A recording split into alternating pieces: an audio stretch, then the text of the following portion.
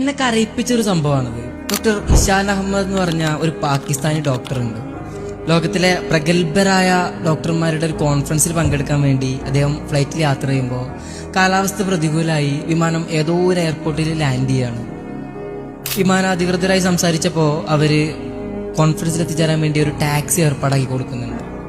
പക്ഷെ കുറച്ചു ദൂരം പോയപ്പോഴേക്കും വീണ്ടും കാലാവസ്ഥ മോശമായി. മഴയും കാറ്റൊക്കെ കാരണം വണ്ടിക്ക് മുന്നോട്ട് പോകാൻ കഴിഞ്ഞില്ല. മൊബൈലിലാണെങ്കിൽ ആരെയും ബന്ധപ്പെടാൻ റേഞ്ച് ഇല്ല. ആകെയുള്ളത് തൊട്ടപ്പുറത്തൊരു ചെറിയ കുടിൽ മാത്രമാണ്. അവിടെ ചെന്ന് നോക്കുമ്പോൾ ഒരു പ്രായമായ ഉമ്മ നിസ്കരിക്കുന്നുണ്ട്. തൊട്ടപ്പുറത്തൊരു കുട്ടിയും കിടക്കുന്നുണ്ട്. അവരുടെ നിസ്കാരശേഷം കുടിക്കാൻ കുറച്ച് വെള്ളം ചോദിച്ചു. വെള്ളം കുടിച്ചു കഴിഞ്ഞപ്പോൾ അയാൾ ചോദിക്കുന്നുണ്ട്, എന്താ ഉമ്മ ഇതിന് പറ്റിയത്? ഇത് എൻ്റെ പേരക്കുട്ടിയാണ്. വളരെ ചെറുപ്പത്തിൽ തന്നെ ഇവൻ്റെ ഉമ്മയപ്പയൊക്കെ ഒരു അപകടത്തിൽപ്പെട്ട് മരിച്ചുപോയി. ഇവന് ഒരു മാറാ രോഗവും പിടിപെട്ടു. എൻ്റെ കയ്യിലുള്ള എല്ലാ സമ്പത്തും വിറ്റിട്ടാണ് ഞാൻ ഇവനെ ചികിത്സിച്ചത്. പക്ഷേ ഒരു മാറ്റമല്ല. ഇപ്പോൾ നാട്ടുകാർ പറയുന്നുണ്ട് തെക്കൻ പാകിസ്ഥാനിൽ ഒരു വലിയ ഡോക്ടറുണ്ട്, അദ്ദേഹത്തെ കണ്ടാൽ ചിലപ്പോൾ ഇവൻ്റെ രോഗം മാറിയേക്കുമെന്ന്.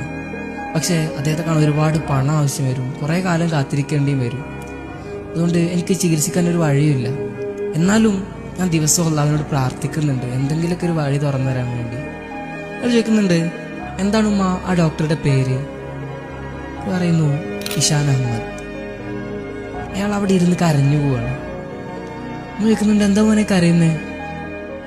ഒരു മറുപടി പറയുന്നത്, ഉമ്മ, ഞാനാണ് നിങ്ങളെ അന്വേഷിക്കുന്ന ഇഷാൻ അഹമ്മദ്. നിങ്ങളുടെ പ്രാർത്ഥനയാണ് എവിടെയോ എത്തേണ്ട എന്നെ ഈ നാട്ടിലെ ഈ കൂരയിലെത്തിച്ചത്.